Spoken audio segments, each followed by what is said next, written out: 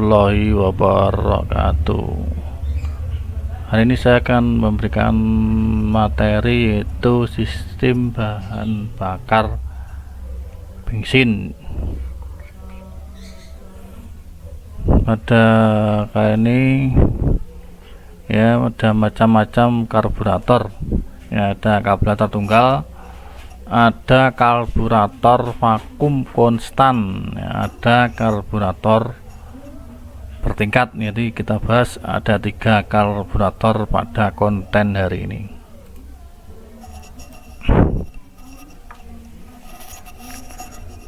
Macam-macam dari karburator ya.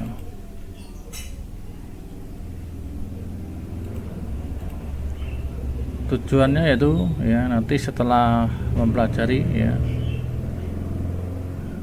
topik ini diharapkan siswa mampu menjelaskan fungsi dari karburator bertingkat.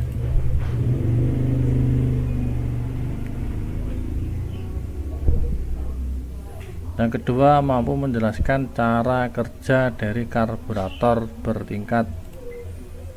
Yang ketiga, mampu menjelaskan macam-macam karburator bertingkat. Ya, yang keempat adalah menjelaskan fungsi dari Venturi variabel. Dan kelima, menjelaskan cara kerja karburator Venturi variabel. Yang terakhir, yang keenam adalah menjelaskan cara kerja dari karburator ya mobil nih ya. Macam-macam dari karburator. Yang pertama karburator bertingkat ya, yang kedua karburator bertingkat, yang pertama karburator tunggal ya, yang kedua karburator bertingkat, dan yang ketiga adalah karburator vakum konstan.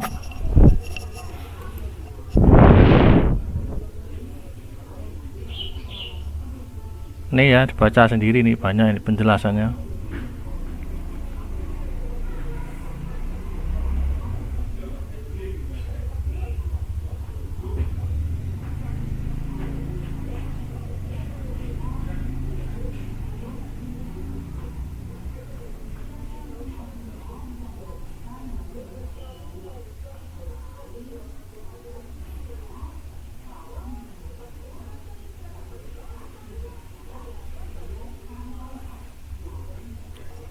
Udah selesai. Ini lanjutan.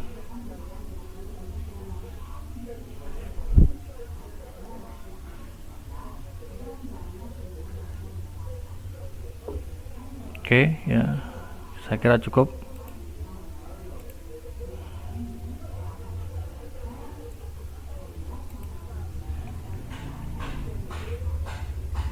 Karburator bertingkat ya, masalah pada karburator bertingkat ya yang sering terjadi ini ya, Venturi besar dan Venturi kecil. Kalau Venturi besar ya daya motor tinggi ya karena aliran gas ya tidak terhambat ya, pengkabutan bensinnya jelek ya jika jumlah udara yang mengalir sangat sedikit ya. Yang kecil ini yang Venturi kecil ya, daya motornya kecil karena aliran gas tersumbat nih ya, tersumbat ini ya. Yang kedua, pengkabutan bensinnya baik dalam jumlah udara yang sama dengan diameter Venturi yang besar, karena kalau Venturi yang kecil tekanannya yang kecil, kecepatan udaranya di sini lebih kencang daripada yang Venturi besar ya. Kecepatan udara yang sangat mempengaruhi dari kevakuman suatu karburator. Simpulan ya, besarnya diameter Venturi selalu merupakan kompromis antara daya motor dan pembentukan campuran yang baik. Karburator bertingkat ya, kegunaannya ya menghubungkan keuntungan Venturi ya diameter kecil pada beban rendah dengan Venturi diameter besar pada beban tinggi ini ya. Tingkat 1 ya diameternya kecil, yang merupakan pengkabutan bensin yang baik pada daya motor yang kecil. Kalau venturinya kecil ya pengkabutannya sangat baik karena kecepatan udara pada venturi kecil sangat tinggi.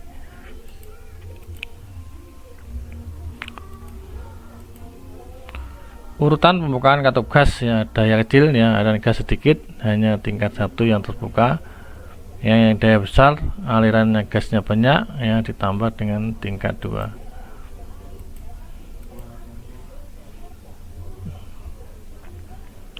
Pengatur pembukaan katup gas tingkat 2. Tingkat 2 biasanya diatur secara otomatis.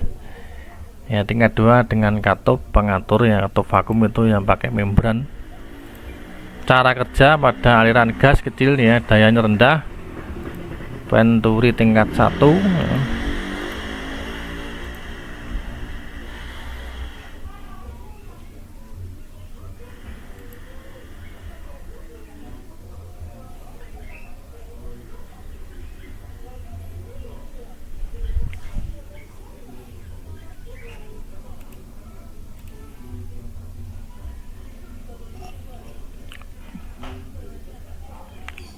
Yang B, cara kerja pada aliran gas besar ya, atau daya tinggi ya, motornya boros dan daya tinggi.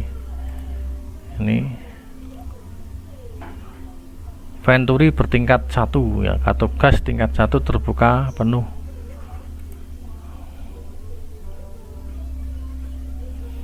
Katup gas tingkat 2 terbuka penuh. Katup vakum yang terjadi pada katup gas tingkat 2 besar.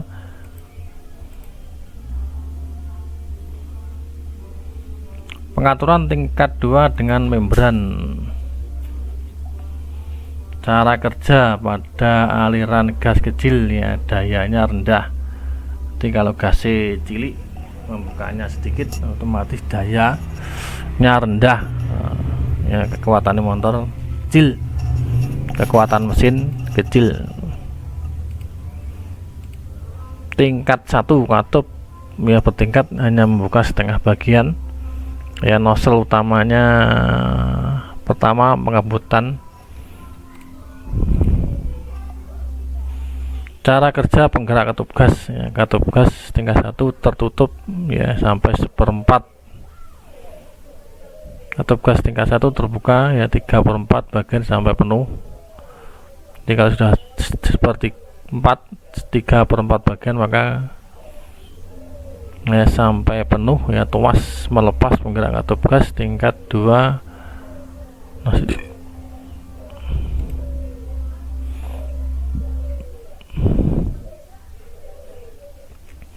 Tingkat 2 ya, jika kecepatan udara pada venturi kecil ya berarti membran belum terbuka ya, karena belum ada vakum ya, belum terisap ya. Katup gas tingkat 2 tertutup ya, tingkat belum bekerja pada waktu tingkat 2. Cara kerja pada aliran gas besar ya, atau daya tinggi.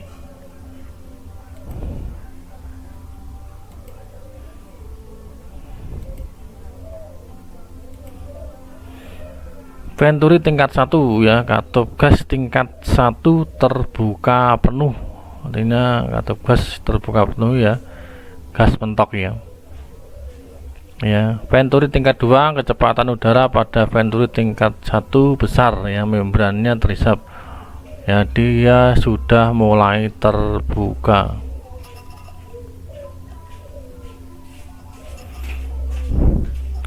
Jika katup gas tingkat 2 terbuka, otomatis tingkat 2 bekerja, membran bekerja ya, karburator bekerja karena ada kevakuman yang membuka membran dari karburator, otomatis terisap ya, katupnya terbuka. Karburator vakum konstan atau variabel venturi ya, masalah pada karburator konstan ya atau venturi tetap. Perbedaan tekanan antara ruang pelampung dan ruang nozzle tidak tetap ya, berubah-ubah ya, tergantung pada kecepatan aliran udara yang melalui venturi. ya, tergantung udara yang lewat venturi. Venturinya besar, otomatis kevakumannya juga akan lebih besar, otomatis dia akan lebih kuat untuk menghisap ya membran, otomatis katup gas membuka penuh. Perbandingan campuran dan kualitas pengembutan selalu berubah-ubah ya. Di perbandingan campuran berubah-ubah ya, tergantung suhu ya udara yang ada di sekitar.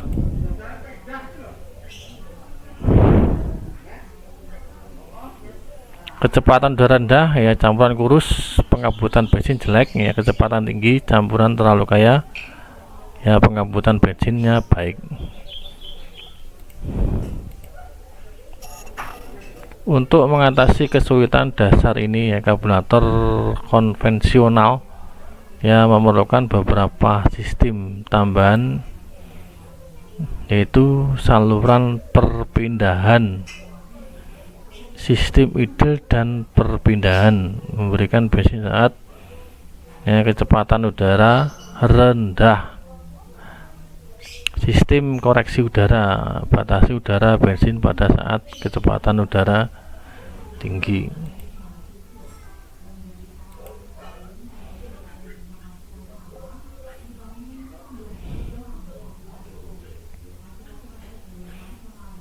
Bagian-bagian utama dari karburator vakum konstan atau venturi variabel.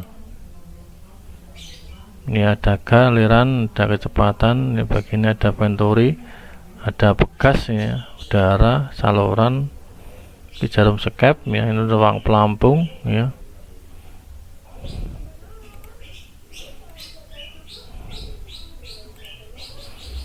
Pengatur celah torak venturi secara otomatis ya, tujuannya yaitu untuk menyetabilkan kecepatan udara dan vakum dalam celah torak atau celah venturi. Nah, cara kerja ya, pada saat motor dihidupkan ya awal ya, akan terjadi kevakuman pada celah torak ya. Pengatur dan ruang hisap salurannya akan terhubung karena terjadi vakum, maka torak pengatur diangkat terhadap gaya pegas, ini pegasnya ini ya. Celah besar maka vakum celah menurun, saat vakum dalam celah seimbang dengan gaya pegas torak berhenti. Berarti kalau di ruangan vakum sama dengan ruangan yang ada di dalam karburator, maka imbang, gayanya pegas tidak akan menarik dari vakum atau berhenti. Akibatnya ya, vakum dalam celah torak tetap ya, karena besarnya celah diatur sesuai dengan jumlah ya aliran udara ya pada posisi torak beban rendah sampai beban penuh ya. Berarti yang ngatur adalah aliran udara ya, vakuman mulai awal sampai beban penuh. Beban penuh itu yang kecepatan tinggi ya, dan dengan semakin besar permukaan katup gas ya, udara dalam celah torak menjadi semakin cepat ya. Maka vakum dalam torak bertambah ya. Kedua, torak terangkat naik lagi sampai terjadi keseimbangan. Celah antara nozzle ya bertambah besar sehingga jumlah bensin ya disesuaikan dengan aliran udara yang lebih besar. Catatan ya, vakum yang konstan pada celah juga merupakan kecepatan udara yang konstan, maka luas penampang celah ya berhubungan langsung dengan jumlah aliran udara. Dengan demikian ya, perbandingan campuran dapat diatur secara mudah lewat bentuk tirus pada jarum torak pengatur. Ini ya, kenapa jarum torak dibentuk tirus ya, ini alasannya.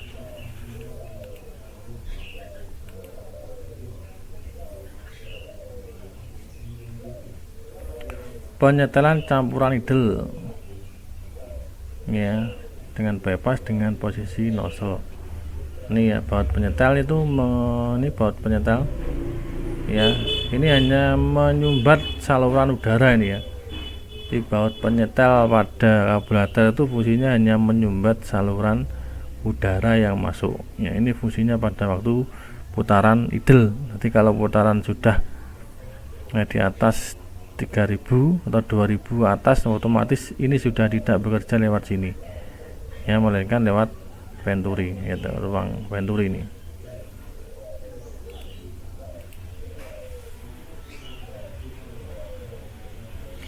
Sistem percepatan ya, katup gas pada saat percepatan ya, katup gas dibuka secara tiba-tiba ya, dia akan menyemburkan bahan bakar ya. Tetapi dengan adanya plunger ya, peredam torak pengatur tidak langsung terangkat ke posisi seimbang. Pada karburator GL banyak yang seperti itu. Maka kecepatan udara dalam celah torak ya bertambah, maka vakum juga akan bertambah. Jumlah bahan bakar yang disemprotkan ya bertambah untuk sesaat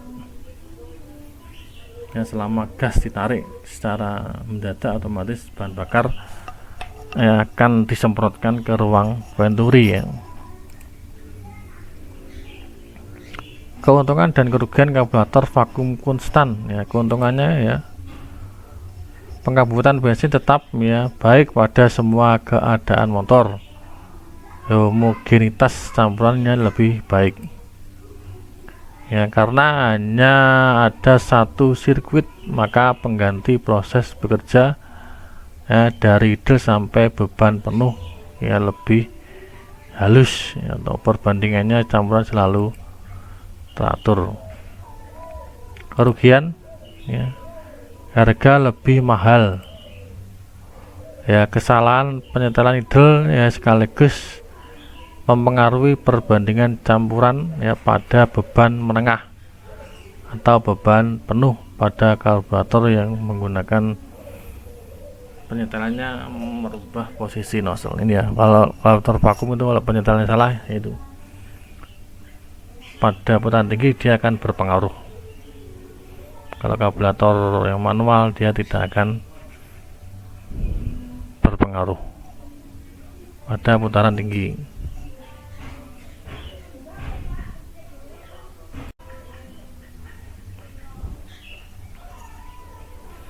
Terima kasih ya, materinya itu ya nanti bisa dipelajari dan tugasnya harus diselesaikan ya. Jangan lupa ya, berikan like nya dinyalakan ya, berikan komentar ya. Yang terakhir subscribe ya, dan lonceng berlangganan dinyalakan. Oke, terima kasih ya, sampai berjumpa lagi di materi berikutnya. Wassalamualaikum warahmatullahi wabarakatuh.